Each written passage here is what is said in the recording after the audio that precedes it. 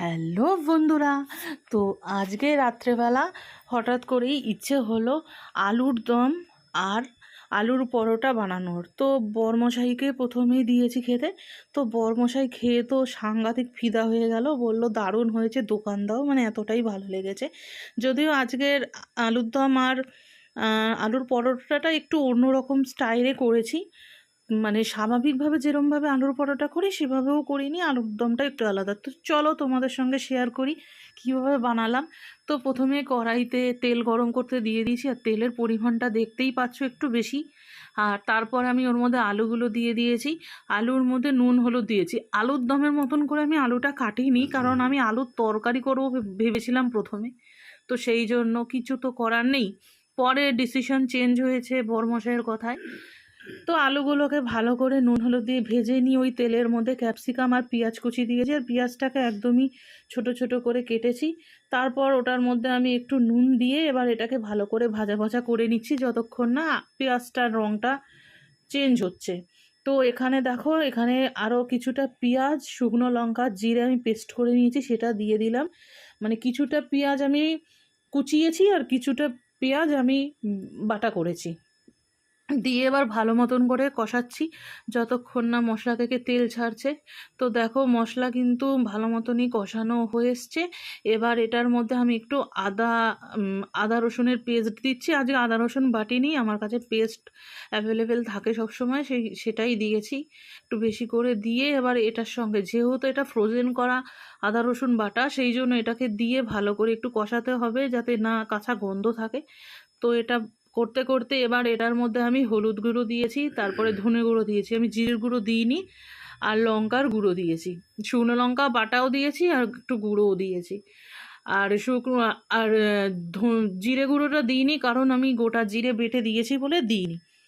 তো মশলাটা একটু কষানো হয়ে যেতে, যাতে পুড়ে না যায়, তো আমি যে কন্টেনারে পেস্ট করেছিলাম কন্টেনারটা ধুয়ে সেই জলটাও দিয়েছি। এবার আর একটু ভালো করে কষিয়ে নেবো যতক্ষণ না মশলা থেকে তেল ছাড়বে। তো মশলাটা ভালো মতন করে কষানো হয়ে গেছে, সুন্দর একটা গন্ধ বেরিয়েছে যখন, তখন ওই ভেজে রাখা আলুটা আবার আমি ওর মধ্যে মিশিয়ে দিয়েছি। আলুটা দিয়ে এবার একটু নাড়াচাড়া করে নিচ্ছি।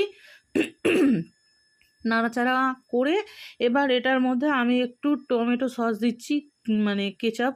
তো এটা দিলে একটু টক মিষ্টি ভালো লাগে খেতে, আর চাইলে টমেটোও দেওয়া যেত, আমি টমেটোর বদলে টমেটো সস দিয়েছি, আর একটু মিষ্টি মিষ্টি টক টক ফ্লেভারের জন্যই দেওয়া।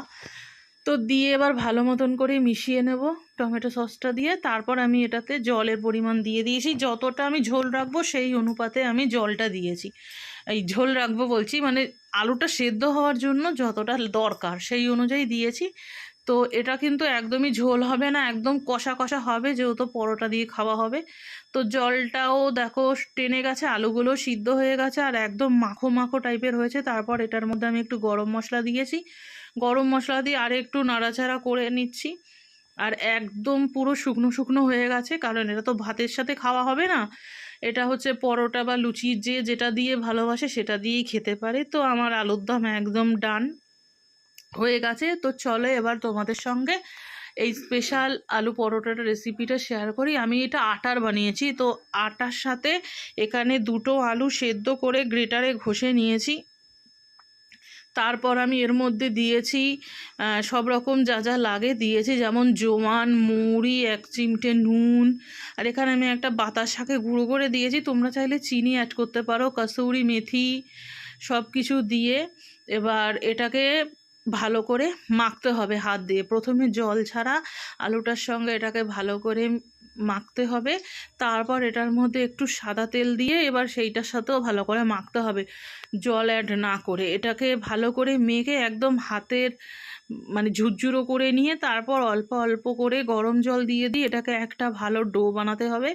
আর যেহেতু এটা আটার এবং আলু সেদ্ধ দিয়ে মাখা হচ্ছে, সেই জন্য এটা একটু নরম হবে, এটাকে খুব সাবধানে পরোটাগুলো বেলতে হবে। তো দেখো আমি একটা একটা করে সব পরোটাগুলো বেলে বেলে রেখেছি। তো সব কটা বেলা হয়ে গেছে যখন, তখন আমি এটা ভাজা করতে চলে এসেছি রান্নাঘরে। তো দেখো এবার একটা একটা করে আমি সামান্য তেল দিয়েই ভাজা করেছি, আমি পরোটাতে একদমই বেশি তেল দিই না। আর আমি যখনই পরোটা রান্না করি আমি এরকমই অল্প অল্প তেল দিয়ে এটাকে একটু সময় নিয়ে নিয়ে ভাজা করি, যাতে খেতে ভালো হয়। তো দেখো আমার পরোটা কিন্তু ভাজা মোটামুটি হয়ে গেছে। তো এইভাবে তোমরাও আলুর পরোটা আর তরকারি বা আলুর দম যা ইচ্ছা করতে পারো, করে তোমাদের প্রিয় মানুষকে খাওয়াতে পারো।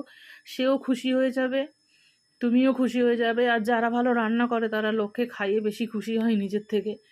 তো আমি তো আমার বরকে খাইয়ে খুব খুশি হয়ে গেছি। Thank you. হর হর মহাদেব।